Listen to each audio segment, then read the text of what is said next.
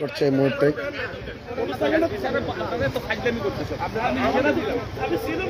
লক্ষ্মীপুর জেলা স্বেচ্ছাসেবক লীগের সাধারণ সম্পাদক মাহবুব ইমতিয়াজকে আটক করেছে পুলিশ। শনিবার দুপুর 12টার দিকে সদর উপজেলা দক্ষিণ হামসাদি ইউনিয়নের নন্দনপুর এলাকা থেকে তাকে আটক করা হয়। মাহবুব ইমতিয়াজ লক্ষ্মীপুর পৌরসভার 2 নম্বর ওয়ার্ড বাঞ্ছানগর এলাকার বাসিন্দা।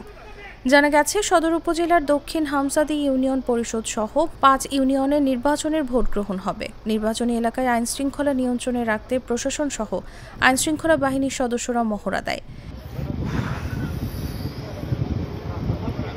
এতে ঘটনার সময় জেলা প্রশাসন সুরাইয়া জাহান ও জেলা পুলিশ সুপার তারেক বিন রশিদের নেতৃত্বে আইনশৃঙ্খলা বাহিনীর সদস্যরা দক্ষিণ হামসাদি ইউনিয়নে টহল দেয়।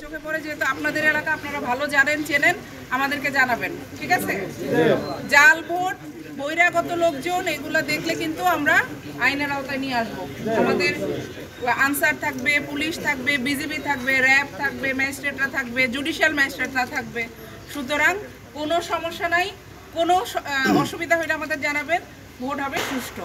একই সময় স্বেচ্ছাসেবক লীগ নেতা ইমতিয়াজ ওই ইউনিয়ন পরিষদের চেয়ারম্যান প্রার্থী মীর শাহ আলমকে নিয়ে মোটরসাইকেল যোগে দালাল বাজার দিয়ে যাওয়ার পথে পুলিশ তাদের গতিরোধ করে।